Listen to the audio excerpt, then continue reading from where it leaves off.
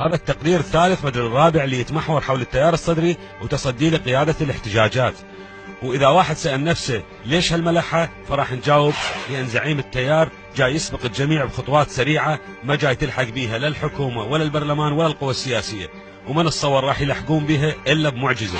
والسبب هو إعلان مقتدى الصدر تقريبا بدايات ثورة سلمية تشبه اللي صار بمصر ب 30 يونيو 2013. اي نعم، البيان مال زعيم التيار الصدري اليوم اتقدم خطوة عن اللي توقع الجميع، وهاي الخطوة خطيرة جدا وبيها دعوة لأهالي بغداد للتظاهر أمام المنطقة الخضراء أو على بواباتها.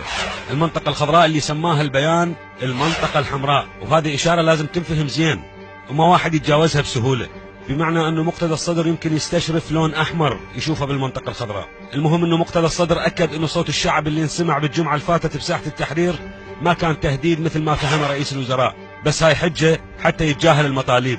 بعدين قال بعد أن لمست منكم بساحة التحرير طاعة وتنظيم وارتفاع للحس الوطني الموحد، ها أنا أستنهضكم مرة أخرى وكل ثقة بكم وبحبكم لوطنكم. المظاهرة حاشدة مخصوصة بأهالي بغداد من كل مناطقها، وهالمرة مو بساحة التحرير، لا هالمرة بمكان أقرب وتحديدا على أبوابها. بعدين أعلن عن تشكيل لجنة من 5 أشخاص ينظمون المظاهرة، وأكد أنه لازم المظاهرة تتسم بالسلمية، لكن بنفس الوقت يجب أن تكون غاضبة عسى أن يسمعون صوتكم اللي يحاولون تجاهله.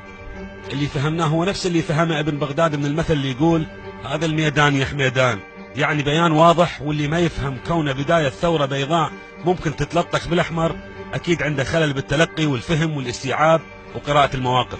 والمقصود هنا التحالف الوطني والحكومة وباقي الكتل والمرجعيات الدينية. هاي الأطراف وياها قوى إقليمية وعالمية ياما تدخلت لإنهاء ملفات كانت التيار طرف بيها، ابتداء من اللي صار عام 2004 مرورا باللي صار بمدينة الصدر أيام جيش المهدي، آخرها اللي صار بالبصرة بصولة الفرسان، وكلها دخلت بيها أما إيران أو مرجعية النجف أو الأمريكان. زين هالمرة منو مستعد تطمس رجله بمستنقع فوضى مالها مثيل ممكن يقود لها تحرك التيار الصدري إذا سواها ثورة وعصيان مدني واعتصام مفتوح ب100 ألف مقرود من أهالي الثورة والشعلة. وطبعا كنا نعرف مقدار الغضب العارم من الطبقة السياسية، وهو غضبه هواي يشوفه غضب مشروع ومستحق، واكو ناس مستعدة تحرق نفسها إذا مقتدى الصدر أمرهم، وممكن ناس تجي لابسة أكفان وياهم جنايزهم ولسان حالهم يقول هي موتة موتة. هذا هو الخطير اللي لازم يفهمه التحالف الوطني أولا والعبادة ثانيا وباقي الأطراف. يعني عليهم أن يتخيلون اللي ممكن يصير إذا أمر الصدر أتباعه باقتحام المنطقة الخضراء، أو إذا انطموه ل 72 يقدمون بها الوزراء والمسؤولين استقالاتهم شلع قلع مثل ما عبر. شنو اللي ممكن يصير؟ الجيش وقوات النخبة ترمي الناس مثلا؟ لو العصائب وبقية فصائل الحشد الشعبي تدخل على الخط؟ لو سرايا السلام تعوف داعش وتجي تحمي المعتصمين؟ القصة خطيرة خطيرة خطيرة، والأخطر منها طريقة التعامل السطحية اللي جاي تسويها الطبقة السياسية والسلطة والبرلمان مع التداعيات. يعني هاي سياسة النعامة اللي تضم راسها بالرمل ممكن تودينا بداهية. وإذا مصر عبرت لأن عندها جيش ومؤسسات وماكو داعش على أبوابها، فالسالفة بالعراق ممكن تفتح علينا باب جهنم. وشلون جهنم هالمرة؟